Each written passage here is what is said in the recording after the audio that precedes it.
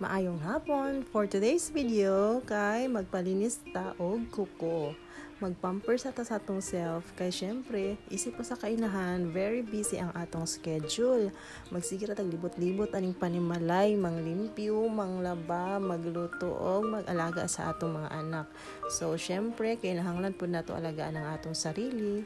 Og maura gyud makalipay sa kainahan nga busy kaayo. Medyo dugay-dugay na gyud nga wala na limpyo ng akong kuko kay busy kaayo ang akong manikurista. Naga-home service man gud siya bisag asa and naga-duty pud ni siya sa Bambam Salon. Last palimpyo na ko sa iya ha, murag December pa gyud to katong Pasko nga time. Unsa na ta karon February na, so dugay na gyud ay siya. Og siya lang gyud ang nakahibalo sa pasikot-sikot ani akong kuko nga perti kagahay og mga cuticle. Og mupilit gyud sa akong panit. Ug tungod pod sa kabisi sa atong manikurista, dili gyud nako siya masakpan. Kaya every time nga mo ani siya diri sa balay, wala sad ko. So, magdinakpanay sad ni. Karon kinasakpan man gyud nako siya. Aw, happy kayo inahan. Sa mukha pod sa langaw, uy magsimag tugpa-tugpa sa akong tiil nga naligo man ko ganiha. Ako sa di ang ipaila-ila ang ako manikurista guys. Siya si Jerlyn Igot aka Julina. Taga lang kaarani siya guys. Og if ever nga gusto ninyo magpalimpyo sa inyong kuko, pwede ra pud ninyo siya kontakon kay naga-home service pud ni siya. Di gyud mo magmahay ani niya kay nindot gyud siya mo limpyo. Pero ang nakaapan lang gyud kay busy kayo ni siya, daghan magud siya og customer.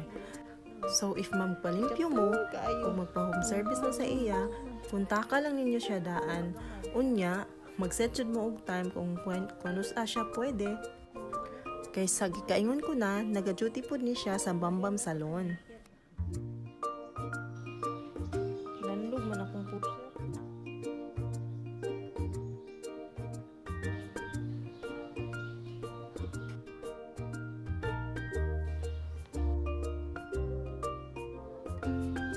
Lamian naman gud sa feeling mo nga lugit-lugito ng mga ingrown din sa imong mga tiil.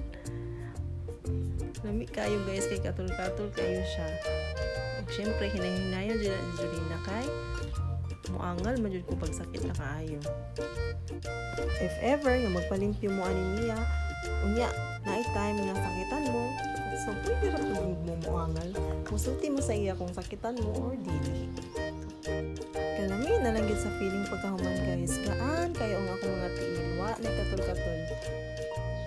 So daghan kayong salamat sa inyong pagtanaw. Hangtod sa sunod.